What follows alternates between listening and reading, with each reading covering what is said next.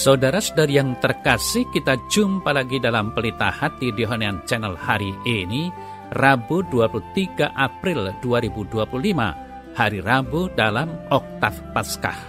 Bersama saya Romo Thomas Suratno SC dari komunitas SC Teluk Betung, Bandar Lampung, mendengar dan merenungkan sabda Tuhan, yakni firman Tuhan yang tersurat dalam Injil Lukas, bab atau pasal 24, ayat 30 sampai dengan ayat 35.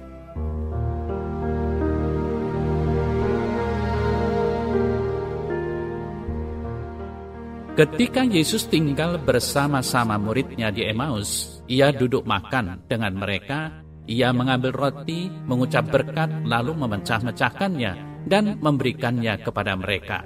Ketika itu terbukalah mata mereka dan mereka pun mengenal Dia. Tetapi ia lenyap dari tengah-tengah mereka. Kata mereka seorang kepada yang lain, "Bukankah hati kita berkobar-kobar ketika ia berbicara dengan kita di tengah jalan dan ketika ia menerangkan kitab suci kepada kita?"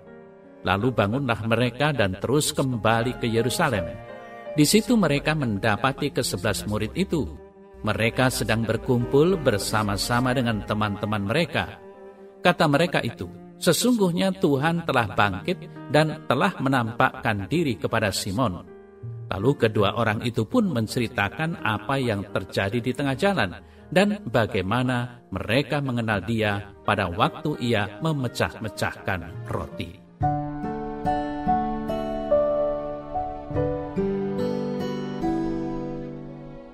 Saudara-saudari yang terkasih, kebangkitan Yesus dari mati semakin mendapat peneguhan dalam pengalaman perjumpaan dua murid yang menuju Emmaus. Kubur kosong tidak menjadi bukti otentik tentang Yesus yang bangkit.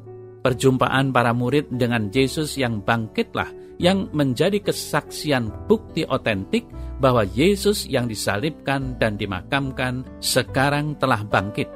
Yesus yang bangkit menjumpai para murid yang sedang dalam keadaan bertanya-tanya tentang berita dari para wanita yang mengatakan batu kubur telah terangkat dan makam kosong. Para murid belum percaya dengan pemberitaan para wanita. Mereka justru menganggap omongan mereka omong kosong belaka. Saudara-saudari yang terkasih, makam kosong tidak membuat Maria Magdalena begitu saja percaya bahwa Yesus telah bangkit. Demikian juga dengan Petrus, makam kosong tidak membuktikan apa-apa tentang kebangkitan Yesus. Petrus justru setelah melihat makam yang kosong, pulang ke rumah dengan bertanya-tanya apa yang sebenarnya terjadi. Para murid perlu diyakinkan beberapa kali berkaitan dengan kebangkitan Yesus. Yesus yang bangkit sendirilah yang menjumpai dan menyapa mereka. Yesus yang bangkit hari ini menyertai perjalanan dua murid menuju Emmaus. Saudara-saudari yang terkasih, dalam warta Injil hari ini dikisahkan secara lengkap dapat kita baca dalam Lukas 24 ayat 13 sampai dengan 35, di mana dua murid yang menuju ke Emmaus menunjukkan secara jelas bahwa memang para murid sedang dalam kondisi tercerai-berai. Mereka bubar setelah peristiwa salib. Para murid kembali pada rutinitas dan kegiatan lama mereka. Dengan kata lain, mereka kembali kepada kehidupan yang lama. Para murid belum mengalami kebangkitan sehingga mereka seperti kehilangan harapan akan masa depan. Saudara-saudari yang terkasih, para murid yang menuju Emmaus dengan kondisi kecewa dan bingung disertai oleh Yesus sepanjang perjalanan mereka. Bahkan Yesus juga menuntun pengalaman mereka akan kitab suci.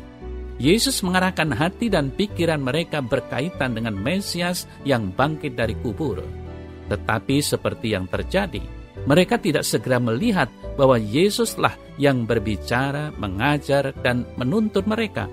Yesuslah yang menyertai perjalanan mereka sampai ke Emmaus. Saudara-saudari yang terkasih, apa yang menyadarkan mereka? Rupanya pemecahan roti dan ucapan syukur atas roti itu. Itulah momen penting dua murid atas apa yang pernah mereka alami ketika bersama dengan Yesus sebelum peristiwa salib. Saat mereka mengalami momen itu, mereka ingat semuanya. Mata mereka terbuka hati mereka berdebar-debar, jiwa mereka bersukacita. Seketika itu juga mereka menyadari kehadiran Yesus. Mereka juga menyadari bahwa perjalanan mereka sudah dituntun oleh Yesus yang bangkit. Mereka menjadi percaya akan berita kebangkitan Yesus karena mereka mengalami sendiri perjumpaan dengan Yesus. Saudara-saudari yang terkasih, momen penting itu menjadi saat titik balik dua murid Emmaus. Mereka yang tadinya meninggalkan Yerusalem dengan nada gusar, momen itu mengembalikan arah mereka menuju Yerusalem dengan nada penuh sukacita yang tak terlukiskan dengan kata-kata. Rasa lelah dalam perjalanan dan dimensi waktu yang sudah malam tidak mereka lihat lagi. Yesus yang bangkit membuat mereka lupa akan bahaya yang mungkin mereka hadapi dalam perjalanan. Yesus yang bangkit membuat mereka lupa bahwa mereka tidak mengerti kitab suci sebelumnya. Lalu saudara-saudari yang terkasih, bagaimana dengan kenyataan diri kita? Kenyataan perjalanan yang panjang seringkali menutup mata iman kita. Seperti dua murid Emmaus, tidak jarang kita merasa apa yang selama ini kita perjuangkan nampaknya sia-sia. Tidak ada buahnya, tidak ada untungnya. Sudah menjadi orang Katolik sekian puluh tahun, namun hidup tetap begini-begini saja. Sia-sialah semuanya. Saudara-saudari yang terkasih, kiranya kita perlu menemukan momen penting untuk mampu kembali ke Yerusalem seperti dua murid Emmaus tadi. Masing-masing dari kita pasti mempunyai momen itu. Hanya saja mungkin setiap orang berbeda. Maria Magdalena mempunyai momen penting ketika disapa dengan kas. Kemudian murid yang lain mempunyai momen itu ketika melihat kain kafan tergeletak. Ia melihat dan percaya. Sedangkan Paulus mempunyai pengalaman cahaya yang membutakan. Yang jelas masing-masing mempunyai momen pentingnya sendiri-sendiri. Maka dari itu saudara-saudari yang terkasih, mari kita mohon rahmat Tuhan agar kita juga mempunyai momen istimewa itu sehingga kita berani kembali ke Yerusalem dengan berkobar-kobar seperti dua murid Emmaus. Semoga pengalaman perjumpaan dengan Yesus yang bangkit senantiasa memperbaharui hidup kita.